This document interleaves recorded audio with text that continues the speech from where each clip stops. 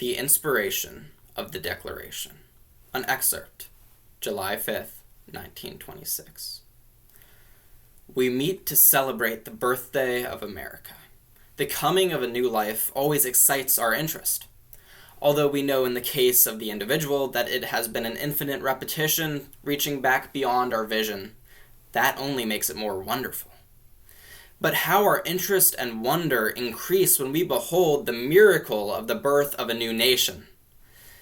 It is to pay our tribute of reverence and respect to those who participated in this mighty event that we annually observe the 4th day of July.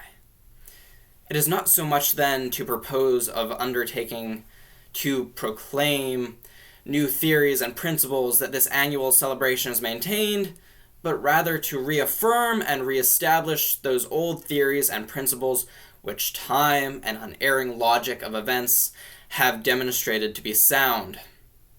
Amid all the clash of conflicting interests, amid all the welter of partisan politics, every American can turn for solace and consolation to the Declaration of Independence and the Constitution of the United States, with the assurance and confidence that those two great charters of freedom and justice remain firm and unshaken. Whatever perils appear, whenever dangers threaten, the nation remains secure in the knowledge that the ultimate application of the law of the land will provide an adequate defense and protection. This obedience of the delegates to the wishes of their constituents, which in some cases cause them to modify their previous positions, is a matter of great significance. It reveals an orderly process of government in the first place, but more than that, it demonstrates that the Declaration of Independence was the result of seasoned and deliberate thought of the dominant portion of the people of the colonies. Governments do not make ideals, but ideals make governments. This is both historically and logically true. Of course, the government can help sustain ideals and can create institutions through which they can be better observed, but their source, by their very nature, is in the people. The people have to bear their own responsibilities. There is no method by which the burden can be shifted to the government's shoulder. It is not the enactment, but the observance of laws that creates the character of a nation. About the Declaration, there is a finality that is exceedingly restful. It is often asserted that the world has made a great deal of progress since 1776, that we have had new thoughts and new experiences which have given us a great advance over the people of that day, and that we may therefore well discard their conclusions for something more modern. But that reasoning cannot be applied to this great charter. If all men are created equal, that is final. If they are endowed with unalienable rights, that is final. If governments derive their just powers from the consent of the governed, that is final. No advance, no progress can be made beyond these propositions if anyone wishes to deny their truth or their soundness. The only direction in which he can proceed historically is not forward, but backward, toward the time when there was no equality, no rights of the individual, no rule of the people.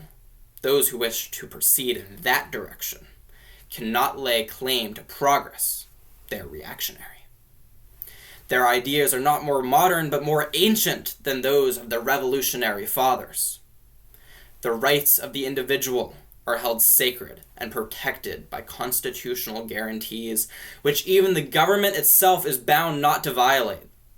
If there is one thing among us that is established beyond question, it is self-government, the right of the people to rule. If there is any failure in respect to any of these principles, it is because of the failure on part of the individuals who observe them. We live in an age of science and abounding accumulation of material things.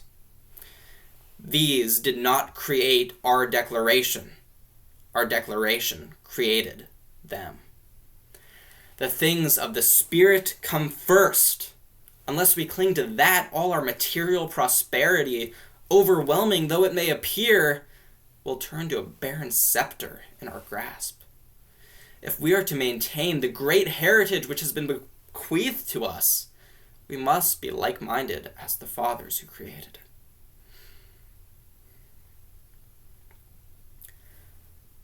The Declaration of Independence, an excerpt dated July 4th, 1776. When in the course of human events it becomes necessary for one people to dissolve the political bands which have connected them with another, and to assume among the powers of the earth the separate and equal station to which the laws of nature and of nature's God entitle them, a decent respect to the opinions of mankind requires that they should declare the causes which impel them to the separation. We hold these truths to be self-evident, that all men are created equal, that they are endowed by their Creator with certain unalienable rights, that among these are life, liberty, and the pursuit of happiness, that to secure these rights, governments are instituted among men, deriving their just powers from the consent of the governed, that whether any form of government becomes destructive to these ends, it is the right of the people to alter or to abolish it, and to institute a new government, laying its foundation on such principles and organizing its powers in such forms that they shall seem most likely to affect their safety and happiness. Prudence indeed will dictate that governments long established should not be changed for light and transient causes. And accordingly, all experience hath shown that mankind are more disposed to suffer while evils are sufferable, than to right themselves by abolishing forms which they are accustomed to. But when a long train of abuses and usurpations pursuing invariably the same object evinces a design to reduce them under absolute despotism, it is their right, it is their duty to throw off all such government and to provide new guards for their future security.